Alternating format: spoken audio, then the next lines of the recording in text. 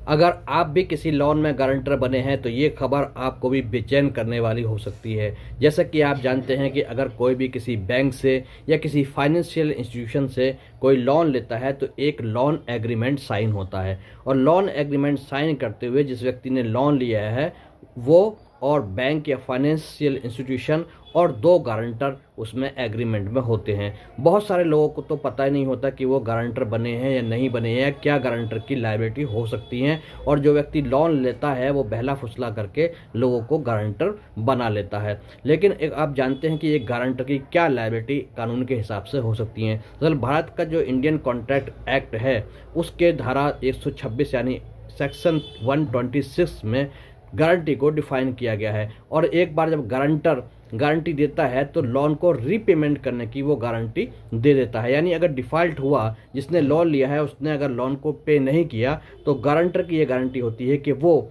Loan को पे करेगा, और उसकी जो लायबिलिटी है वो जॉइंट एंड सेवरल होती है। यानी अगर डिफ़ॉल्ट होता है तो मुकदमा जो जिसने लोन लिया है यानी प्रिंसिपल और गारंटर दोनों के ऊपर चल सकता है। अब इसी तरह की एक बहुत चौंकाने वाली खबर आई है। जैसा कि आप जानते हैं बहुत बड़े बिजनेसमैन हैं स्टील उद्योग के लक्ष्मी मित्तल, उनके छोटे भाई प्रमोद मित्तल, जिन्होंने कि एक लोन में गारंटी दी थी 24,000 करोड़ की, और वो गारंटी जो है उनको जो लोन था प्रिंसिपल अमाउंट नहीं दे पाए जिस प्रिंसिपल था, जिसके कारण जो है केस पड़ा as a guarantor Pramod Mittal पर, और वो भागते फिरे और बोसियां सजा करके उनको गिरफ्तार किया। इंग्लैंड में उनके ऊपर केस चला और आखिरकार उनको गारंटी का 24,000 करोड़ रुपया चुकाना पड़ा।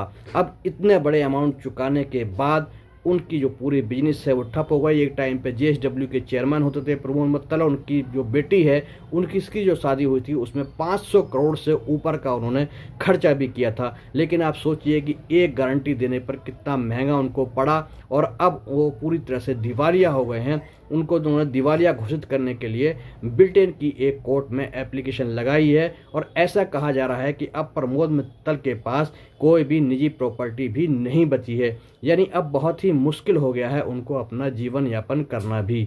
तो अगर आप भी किसी बैंक के किसी लोन में गारंटर हैं तो पहले गारंटर बनने से पहले, साइन करने से पहले लोन एग्रीमेंट को पूरी तरह से सहमत हो जाएं, उसके लिए तैयार हो जाएं रिस्क लेने के लिए, और वरना साफ साफ मना कर दें कि मैं इस केस में गारंटी नहीं दूंगा, गारंटर नहीं बनूंगा। क्योंकि अगर आप गारंटर बनते हैं और लोन डिफ़ॉल्ट होता है तो आपको ये भुगतान करना पड़ सकता है कानूनी रूप से, और आपसे ये पैसा वसूला जा सकता है जो कि लोन किसी और ने लिया है, इस्तेमाल किसी और ने किया है, लेकिन उसमें फंस सकते हैं आप। इस वीडियो को लाइक कीजिए।